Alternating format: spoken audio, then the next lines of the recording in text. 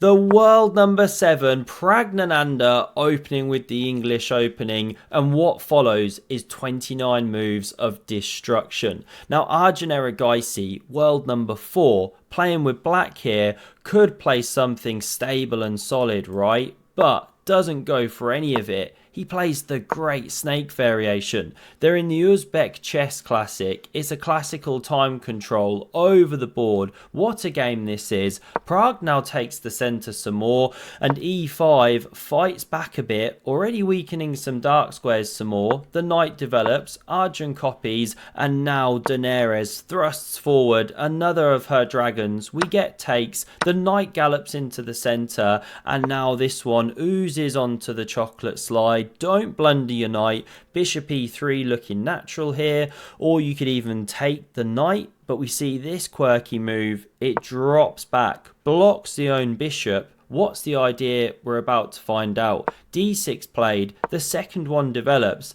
and now how would Pragg have developed if knight here and castles and so on? We'll never know, because Arjun bares his teeth here and pushes with f5 like a mighty chess lion. But this is risky. You're opening the king, lifting the kill tool already. The knight spins to g3, bishop dropping back here.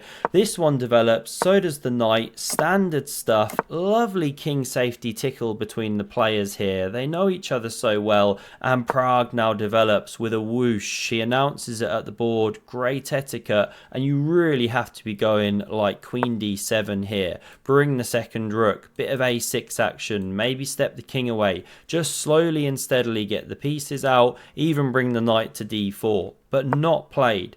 We get the move of pawn to h6. I mean, that is bold. It's like playing chess in a frozen Russian lake in the middle of winter in only your togs. Who does that? You gotta have some real kahunas on you to take up the challenge, and it's a bit like chess boxing. You can either lose on the board via one of the usual methods, or off the board if your knackers fall off. Very intriguing battle always ensues. Back to this game, because the bishop drops back. Look at the horrible state of the king already. Again, queen d7, order of the day.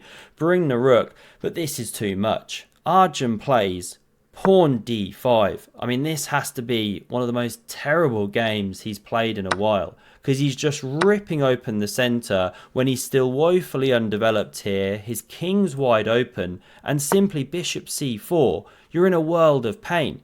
Now, there's 3 attackers on the knight, which is only defended twice, and in the game, we see the bishop give itself up. That's extreme, weakens the king even more, gives the amazing dark squared bishop, and of course the bishop pair. So what happens if you try and save this knight? You know, you can't move, or this guy drops. What if you try and slip back and defend, prepare c6? Well, then there's this killer, and it's bishop c5. Big recurring theme in many of the lines, because say you try and support the knight, well, then the rook joins the party. This one has to move, and then you take here. And what to do? If pawn takes, you now crash through here. If bishop takes, well, you can take, and there's problems here.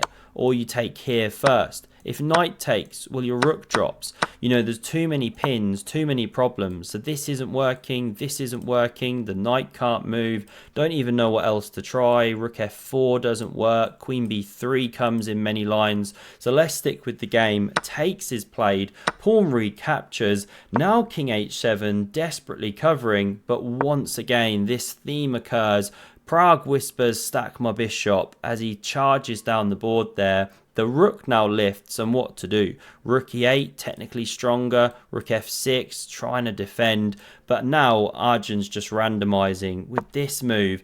Hit the bishop, it simply drops back, and now b6. Is it even helping things? Weakening more squares? Who knows? You could play immediately rook e1. Go for the undefended piece, but we see the very pragmatic bishop a3 here. The knight sidelines itself, very stinky, and Pragg's not even bothered about giving up the bishop. He explodes the board with c4. You could take that pawn, but then you can slip back and hit this rook. It moves away, but then queen e2, double attack on 2 pieces.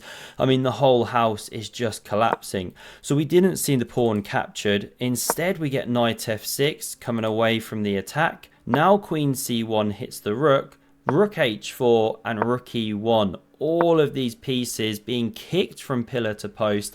Arjun desperately clinging on like a man in the storm, getting battered from left to right here. Queen f7 played, holding on to 2 things, but Pragg now carves him up here like a Christmas turkey. Can you find the brilliancy?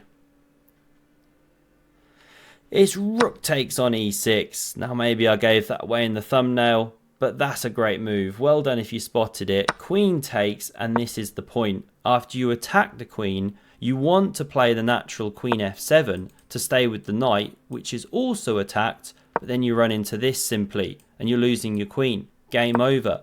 So in the game, we saw knight e4 intercepting the attack, hitting the white queen, but you just drop back, pile on the pressure. F3's come in. How do you save the piece? Answer, you don't. The rook defends like this, but now F3 simply, there's no checks, nothing to be done. The knight's simply dropping. This was desperately played, but it does nothing. You can take that knight in any way you want. Pragg even goes for the most swashbuckling knight takes on e4, allowing a check, but it's a spite check, nothing more. After the king hides out on f2, we see resigns in 29 moves, because this is a huge threat. If you try and cover, like say king g7, then the bishop checks, this one hits the diagonal. I mean, need I say more, right? Look at the attack. There's really nothing to be said. Absolute game over. Not even any checks around here. This one's in Siberia. Horrible game by Arjun, but nicely put away by Pragg. Hope you enjoyed this one, and if you missed the absolute immortal by Richie Rapport against Pragg in this same tournament, then you got to check out the video on screen. Thanks very much for watching, and see you soon. Cheers.